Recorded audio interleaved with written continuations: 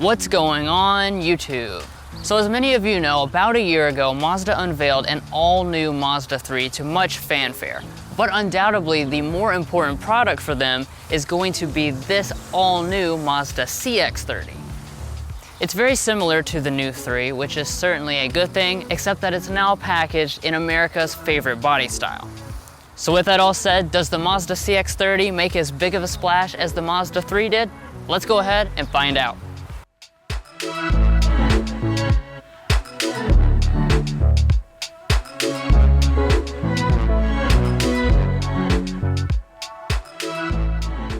Now, one of the things that always makes Mazda stand out the most from the competition is going to be a really nice and classy design, and that does carry over here for this CX-30.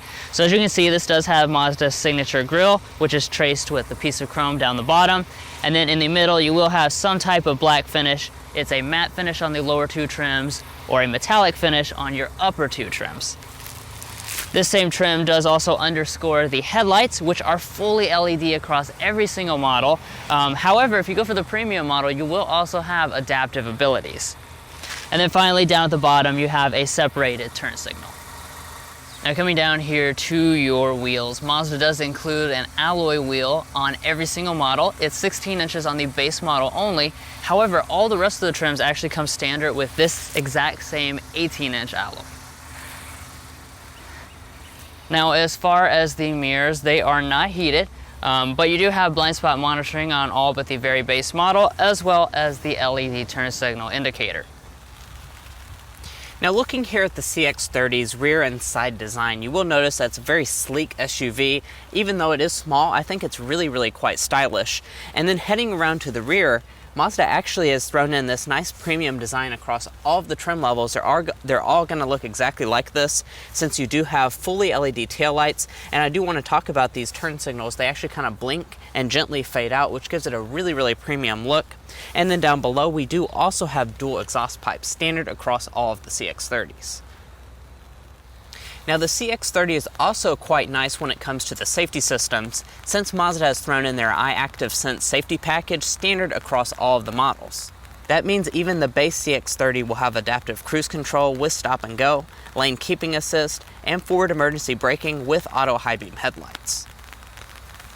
Well guys, that sums up the stylish exterior of the CX-30, so now let's go ahead and hop inside and see if Mazda has done a good job in there.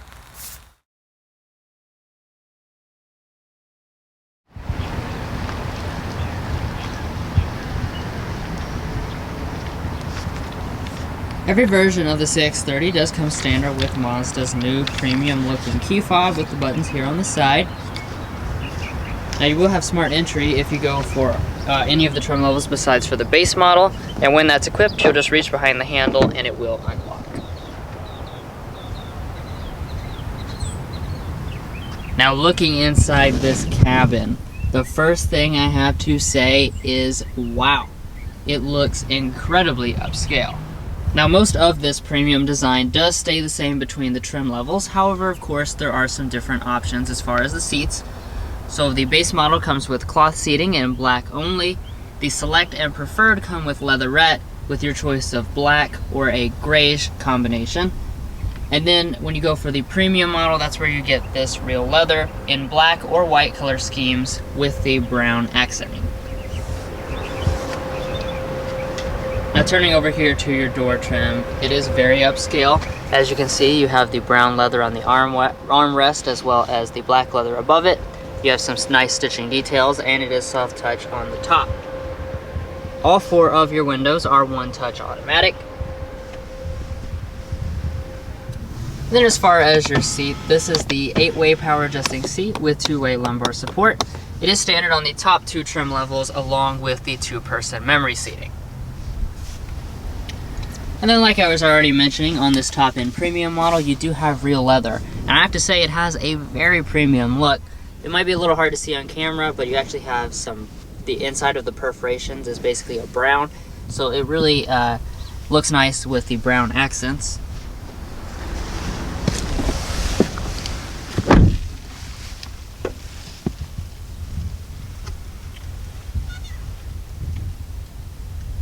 Now honestly guys, I cannot emphasize enough just how premium the inside of this CX-30 is. So across your upper dash here, you have a soft touch plastic with a really nice stitching detail. And then dropping down below that, all of this middle area is finished in a leatherette. Going down below that, you'll notice a nice piece of brown leather that runs all through here with a genuine stitching detail. You have some silver accents, as well as kind of a faux carbon fiber trim that runs all through here. I mean, everything in here just looks and feels very solid and very premium in a class that typically has, honestly, a pretty cheap interior. Now, standard across the board is push button start.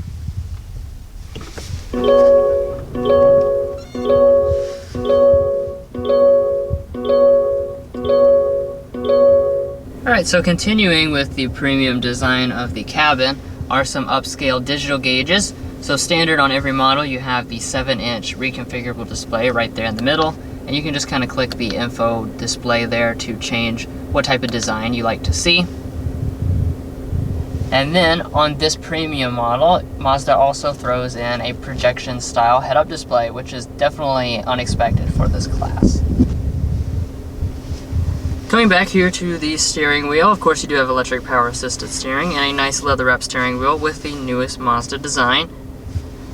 Additionally, this model here throws in rain sensing wipers, and the wheel itself is manual, tilt and telescoping, but heating is not available. Alright, so let's go ahead and talk about interior storage, because this is a crossover after all. So for the center console, you have to slide back, and then you lift it up and it gently opens. And once inside here, you'll find a pretty good amount of space. It does have a felt lining at the bottom as well, and you also have a 12-volt outlet. And then up in front of that, you have your two large cup holders, as well as another generously sized storage bin with a USB port. Alright, now back behind that, you just have a traditional shifter. So you pull back for drive. You can bump over here to the left if you want to shift manually. And on this premium trim model, we also have paddle shifters.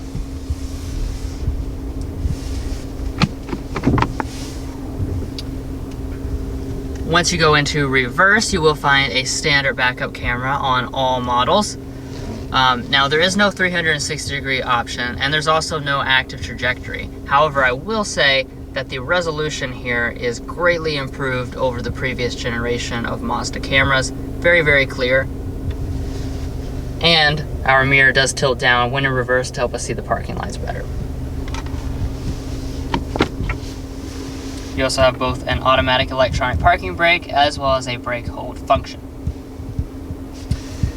Now, like Mazdas have been going to recently, the touch display has been eliminated, so now you just use this controller with the new infotainment system. We'll get into that a little later in the video. And then right next to that, we have our dash-mounted audio controls. Now, the standard audio system has 8 speakers. However, the top 2 trim levels have a 12-speaker Bose sound system. So let's go ahead and take a sample of that.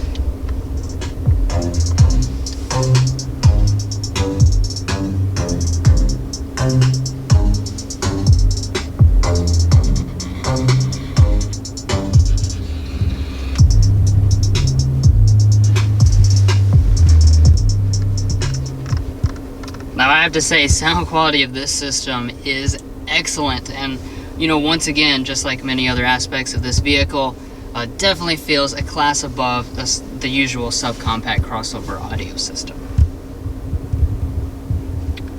Okay, so moving up the dashboard, the next thing we're going to arrive at is our climate controls. Now, it is manual on the base model. However, all the rest of the models have the dual zone automatic setup.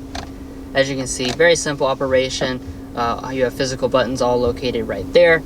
You will also find heated seats thrown in if you go for the preferred model or up. And then finally, we come up here to our brand new Mazda Connect infotainment system paired with the new 8.8-inch display. Now, like I already mentioned, this is no longer a touch display. So as you can see, it's very recessed back. It's much too far away for the average person to be able to reach. So you will just use the controller on the dashboard exclusively for this system. Now it does have all new software. I'm not going to go through everything here on this video because we will have a dedicated tech help video. However, as you can see, everything performs very nicely, a lot quicker than the old model, and the graphics look a lot more premium. We do not have navigation on this model, but it is offered as an option on all the other trim levels. And so long as you choose anything except the base model, you'll have both Android Auto and Apple CarPlay on board. Moving upwards here, we do have a manually dimming mirror. And when you select the premium package, that's where you'll get the power moonroof thrown in. It is just the regular sized unit, but you do have a windscreen right there.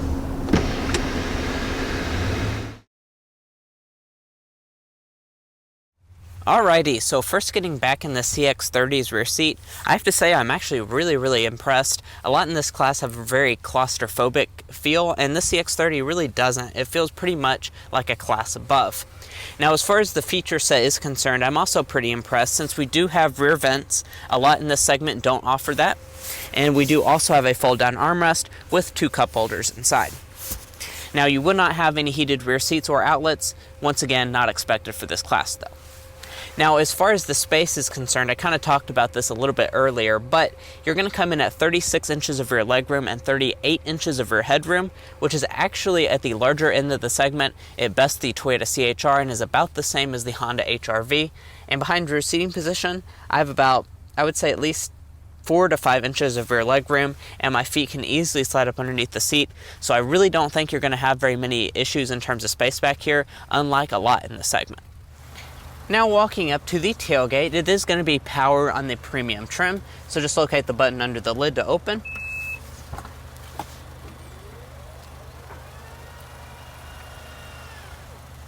And once you do, you're going to find a good amount of space back here in the CX-30's cargo area. You're going to find 20 cubic feet of space behind the second row seats, and Mazda hasn't actually provided one with the seats folded, but I would suspect that this is pretty much larger than most in the class. It's a little bit larger than the Toyota CHR, so you are going to have a decent amount of space back here if that's something that you're concerned about. And as far as how Mazda finishes it back here, we do have a nice carpeting on the floor, and up underneath of the floorboard we do have a spare tire. And like I mentioned, you can fold the seats 60-40 split.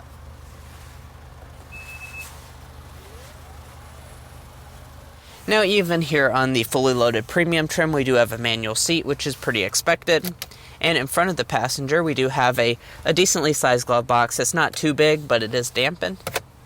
And up top, we do have a sun visor with an LED light and mirror. And it does also detach, as well as have an extension in the end.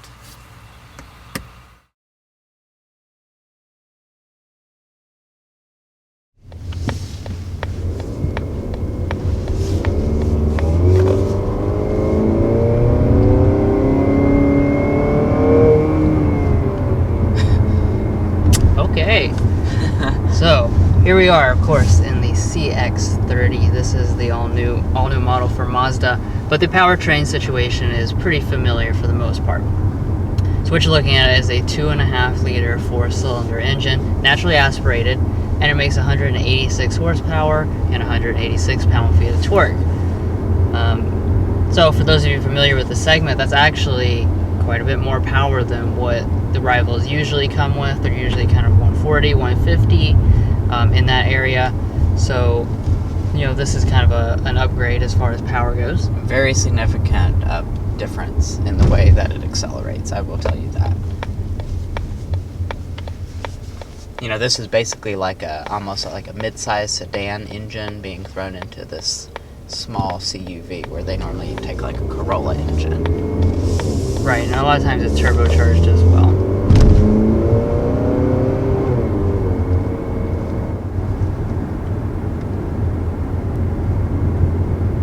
Now, as a Mazda, one of the biggest things I'm looking for is how it handles.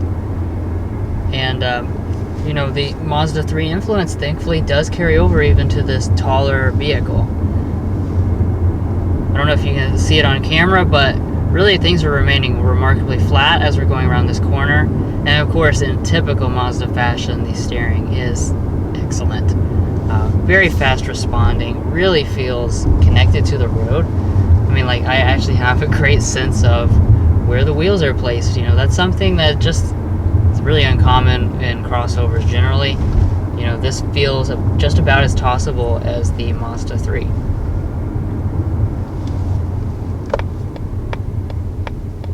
You know, and that once again is a pretty uncommon characteristic among its chief competitors here.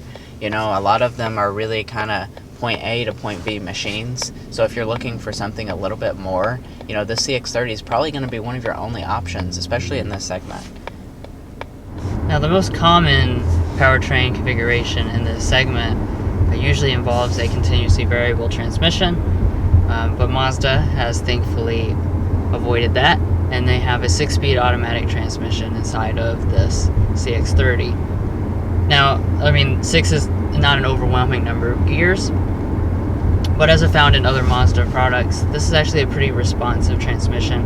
It doesn't seem to get confused or anything like that, so you can kind of put your foot down and it will shift down pretty quickly. You know, it seems like a good pairing with this engine. And as far as the drivetrains are concerned, front-wheel drive is standard on all of the trim levels, and all-wheel drive is actually optional on all the trim levels. So even if you go for that base model, it still is an option.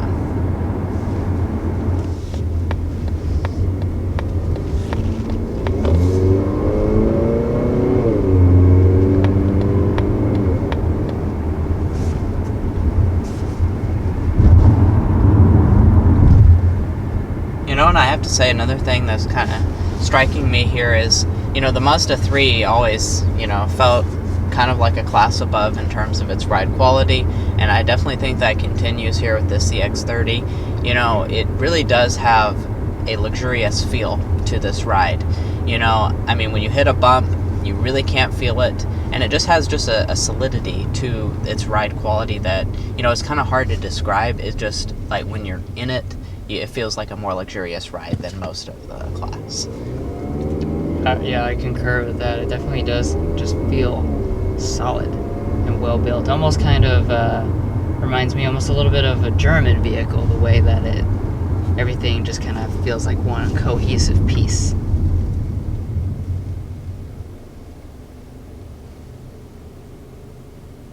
Now, there is no auto start stop system on board. However, this top-end premium model has a cylinder deactivation system, which honestly is pretty odd to see included on a 4-cylinder. You don't usually see that.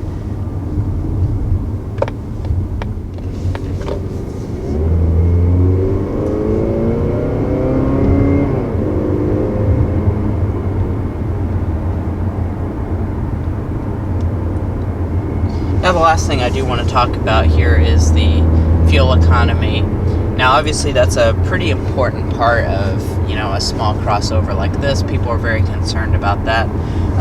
And unfortunately, you know, that high-end power and the 6-speed automatic transmission do hit the fuel economy figures compared to the rest of the class, since you're going to come in at 25 city, 33 highway, 28 combined for the front-wheel drive model. And then if you go for the all-wheel drive, it's 24 city, 31 highway, 26 combined, which definitely firmly places it on the lower end of the segment. But, you know, just keep that in mind. You know, you're getting the better driving dynamics and characteristics like that, and you are going to pay a little bit of a penalty for that in the fuel economy department. But to conclude here, I have to say, I'm actually very impressed by this vehicle. You know, I say actually because a lot in this class, I don't know, I don't particularly like them. They usually have very uninspired driving dynamics. Like Mason said earlier, kind of just point A to point B. There's nothing really doesn't feel special about it. It's just the cheapest way you can get into a crossover. And this doesn't feel like that. This feels like a genuinely good product, a really upscale product, something that has good driving dynamics. You know, just something you can actually enjoy driving.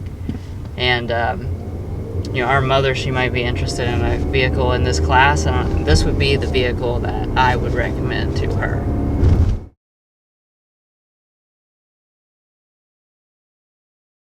Alrighty, so obviously one of the most attractive things about the CX-30 is its price point, since it is very affordable even though it is a crossover. So for the very base model, you're going to start at $21,900, and that is for the front wheel drive option. Now if you want to go for the Select, that's $23,900. The Preferred is $26,200, and then finally you have this Premium, which is $28,200. If you want all-wheel drive, that's going to be an additional $1,400 charge on top of that. Now we do have a $200 optional paint, and then when you add the destination charge of $1,100, this particular model as equipped comes in at $30,900, which is, it is at the top of this segment in terms of the price. But I have to say, sitting in here and after we've driven it and spent the day with it, this is definitely not like most in the class in terms of its luxury and stuff. This is definitely a step above the vast majority of them, and it really isn't that much more expensive, especially if you go from one of the more affordable trim levels. Well guys, that sums up this in-depth look at the all-new 2020 Mazda CX-30 Premium. We really appreciate you watching, and if you've made it this far in the video, hopefully that means you enjoyed it. So be sure to help us out by hitting that subscribe button down below, and we'll catch you next time as we sample more of the latest automotive delicacies.